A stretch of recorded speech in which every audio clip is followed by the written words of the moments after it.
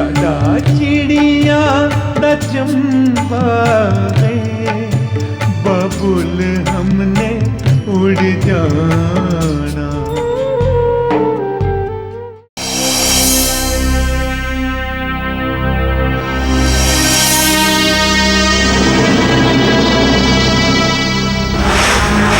Mister लक्ष्य, आपने जो मेरी बहन के साथ किया है ना, उसके लिए आपको आज तक क्या पूरी जिंदगी शर्मिंदा रहना पड़ेगा।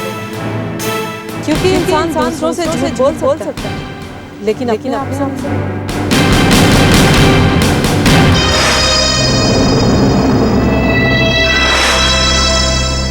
इससे पहले कि मैं आपको और जलील करूं, बेहतर होगा कि आप यहाँ से चले जाएं।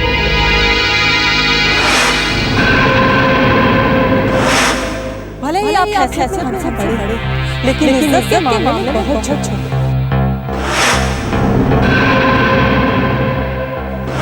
अब अगर कुछ बाकी है तो उन आंसुओं का हिसाब जो मेरे माँ बाबू की आंखों से गिरे आपकी वजह से, और उन आंसुओं का हिसाब आपसे मेरे घर वाले नहीं, भगवान लेगा। और उन आंसुओं का हिसाब आपसे मेरे घर वाले नहीं, भगवान लेगा। भैया। हाँ अलका, आज फिर मेरा सर खाने का इरादा है क्या? मतलब ये कि जब भी तुम मेरे पास आती हो पुरानी बातें लेकर भूल जाती हो। मैं ठीक करती हूँ। खैर, फिलहाल मैं आपको ये बताने आई हूँ कि मैं वीना भाभी की छोटी बहन वंदना से मिली थी।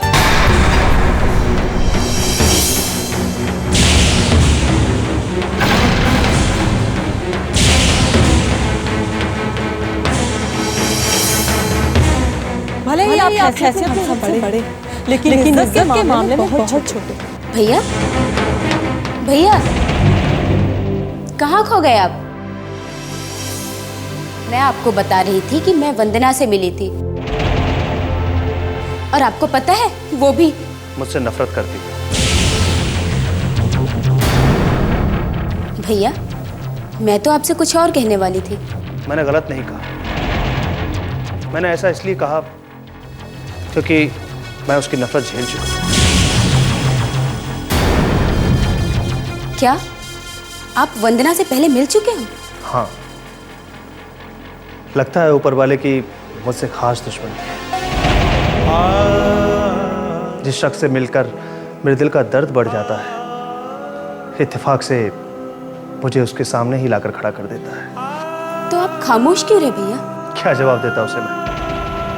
उस परिवार का गुनहगार जो हूं मैं। फिर वही बात, गुनहगार आप नहीं बाबूजी हैं। उस बात से उन्हें क्या मतलब? भैया, मैं वंदना से बात करूंगी। नफरत को मिटाना आसान नहीं होता। माना ये काम मुश्किल है, पर नामुमकिन तो नहीं। मैं वंदना को यकीन दिलाने की कोशिश जरूर करूंगी कि आप बेकसूर हैं। अगर वंदना ने ये बात मान लिया तो वीना भाभी भी जरूर मान लेंगी। मैं वंदना को यकीन दिलाने की कोशिश जरूर करूंगी कि आप बेकसूर हैं। अगर वंदना ने ये बात मान लिया तो वीना भाभी भी जरूर मान लेंगी।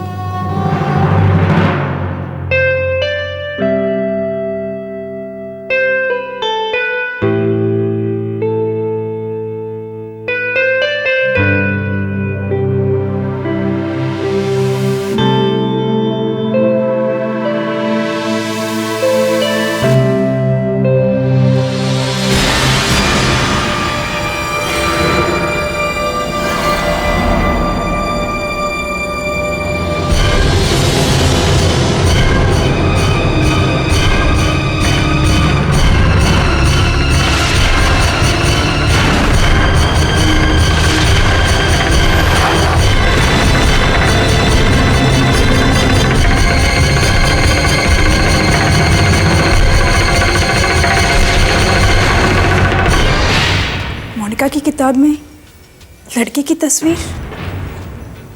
कौन है ये लड़का? कहीं ऐसा तो नहीं कि मोनिका के कदम प्यार के रास्ते पे चल पड़े हों? नहीं, अगर कुछ ऐसा होता तो मोनिका मुझे जरूर बताती। या फिर ऐसा है कि वो मुझे भी बताने से डर रही हो। मुझे इसके बारे में मोनिका से बात करनी ही होगी।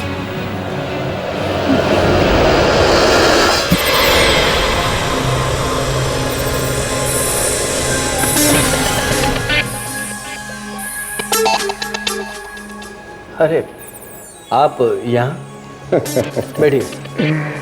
अरे क्या करें भैया, हमारा दिल ही कुछ ऐसा है, ठोक बजा के। क्या बात है, बहुत टेंशन में दिखाई पड़ रहे हैं। आपने देखा ना, इतनी मेहनत करने के बाद भी वो बॉस कैसे बात करता है। एक तो पगार कम देता है और ऊपर से हाँ भैया, ये खातिर तो हमारे गांव के लोग एक कहावत कहते हैं, नो करी मतलब ना करी। क्योंकि भैया नौकरी करोगे तो गाली तो सुनना ही पड़ेगा। अरे क्या रखा है ये 7-8 हज़ार का नौकरी में, कौनो अपना धंधा क्यों नहीं जमाते हो? मैं कुछ समझा नहीं। बात को जल्दी समझते नहीं हो बबुआ, इसीलिए पीछे हो। देखो, हमरे पास एक रास्ता है, महीना में कम से कम 1 लाख रुपए का इनकम करा सकते हैं तुमको। हाँ, 1 लाख रुपए की इनकम? तनी तनी धीरज रखा, धीरज रखा। क्या लाख का नाम सुनते ही कुर्सी छोड़ने लगे? अरे बाबा, कपड़ा का काम, कपड़ा का ऑर्डर लाओ, माल बनाओ। 10 लाख का माल भी महीने में बनाओगे तो बचत 1 लाख रुपया हो ही जाएगा, ठोक बजा के। हाँ, अगर ऐसा है तो देर क्यों? आप बात कीजिए, मैं ये काम करने को तैयार हूं। अरे बात तो हम कर ही देंगे, लेकिन वो कहा है ना कि डिपॉजिट के लिए पैसा तो देना पड़ेगा ना। कितना? यही कोई ज्यादा नहीं, 10 लाख। उस पर तुमको पूरा माल मिल जाएगा, ठोक बजा के। 10 लाख? अरे बबुआ, 10 लाख बोला हूँ, 10 करोड़ नहीं।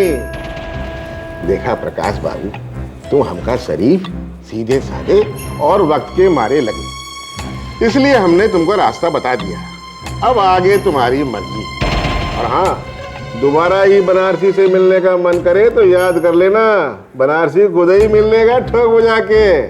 अच्छा, तो जय राम जी की।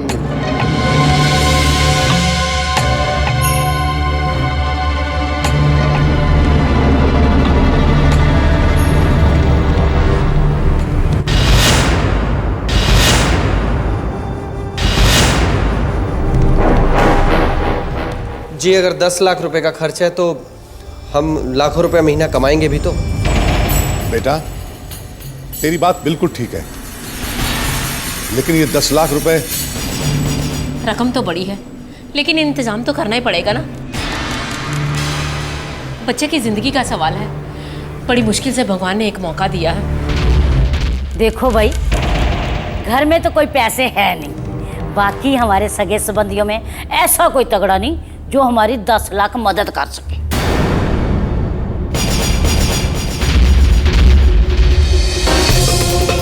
माँ, आपने सही कहा, लाला जी से तो कोई उम्मीद नहीं की जा सकती।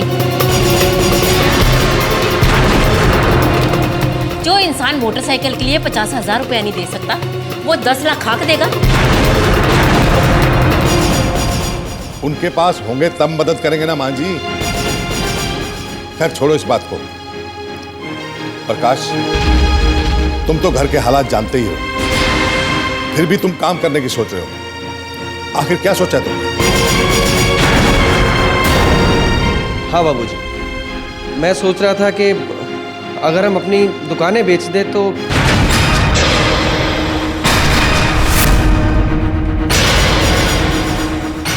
इतना पैसा हमें मिल सकता है। दुकानें? अरे तुम जानते हो ना, उन्हीं के किराए से तो घर चल रहा है। बाबूजी, बात सिर्फ 1-2 महीने की तो है, और फिर उसके बाद पैसा भी तो आने लगेगा ही ना। फिर तो सही है। प्रकाश ठीक ही तो कह रहे हैं ना, बेच दो दुकान। ठीक है, अगर आप लोग कहते हैं तो दुकान बेच देते हैं। ये क्या करने जा रहे हैं आप लोग? घर की रोजी रोटी बेचने की तैयारी कर रहे हैं? तो क्या करें, ला कर दे सकते हैं 10 लाख। मेरे लाला जी की इतनी हैसियत ही नहीं। हैसियत नहीं है तो बीच में बोलती क्यों हो? मैं भी वही कहना चाहती हूँ कि जो काम करने की हमारी हैसियत ही नहीं, वो काम हम क्यों करें। अच्छी खासी नौकरी है इनकी तनख्वाह और दुकानों के किराए से ये घर अच्छी तरह से चल सकता है। तो क्यों बेवजह हम दुकानों पे बेचने का इतना बड़ा जोखिम उठा रहे हैं। लो सुन लो इसकी बात। अब इस घर में इसका हुक्म चलेगा। तू कैसी औरत है जो अपने आदमी की तरक्की में ही बांधा बांध रही है?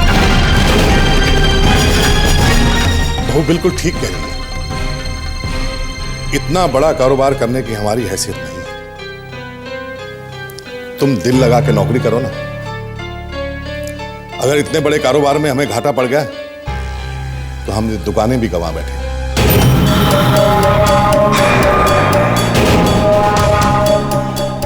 अरे मेरी प्यारी बहना, अच्छा हुआ यहाँ बैठी हुई मिल गई। क्या बात है भैया, आज तो आपके चेहरे पर बड़ी खुशी दिख रही है। और उस खुशी को जाहिर करने का बेचैनी नहीं दिखता ठोक बजा के। तो बेचैनी खत्म कर लो ना। वो तो करना ही पड़ेगा बहना। वो कहा है कि प्रकाश अपने जाल में फंस गया है। वो 10 लाख रुपया देने को तैयार है ठोक बजा के। 10 लाख? उसकी 10,000 की औकात नहीं है, वो 10 लाख क्या देगा? घर गिरवी रख कर बहना, घर गिरवी रख कर। अब वो चाहता है कि हम उसको ऐसा आदमी का पता बता दें जो उसका घर रखकर उसको 10 लाख रुपया दे दे ठोक बजा। तो भैया इसमें दिक्कत क्या है? आप उसे 10 लाख रुपए दे दीजिए। अरे यही तो हम पूछना चाहते थे प्यारी बहना। अब आएगा मजा जब प्रकाश बबुआ बैठे बैठे लाखों कमाने की सोचेंगे। लेकिन उनको नहीं पता कि अब वो कभी कौनो सपना नहीं देख पाएंगे ठोक बजा के, क्योंकि अब तो उनकी रातों की नींद उड़ने वाली है ठोक बजा के। तो ठीक है बहना, मैं प्रकाश को 10 लाख रुपए दे ही आता हूँ ठोक बजा के। चलता हूँ। जय राम जी की। जय राम जी।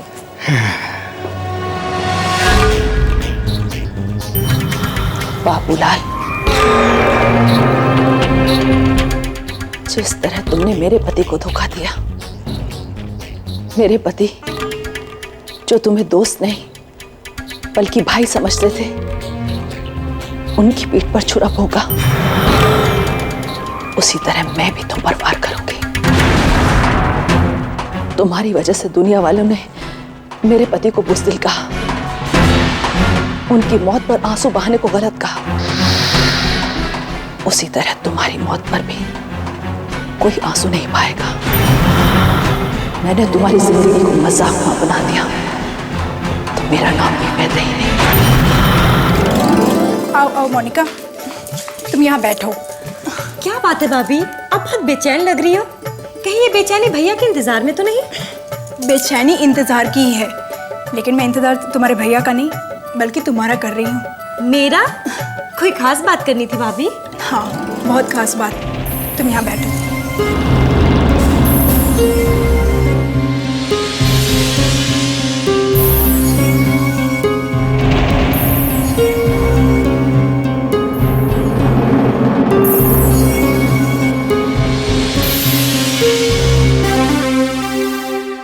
भाभी, आपने दरवाजा क्यों बंद कर दिया? मैंने दरवाज़ा इसीलिए बंद किया है कि हमारी बातचीत में ना कोई आ सके और ना कोई सुन सके। मोनिका, सच सच बताओ, तुम्हें किसी से प्यार तो नहीं हो गया?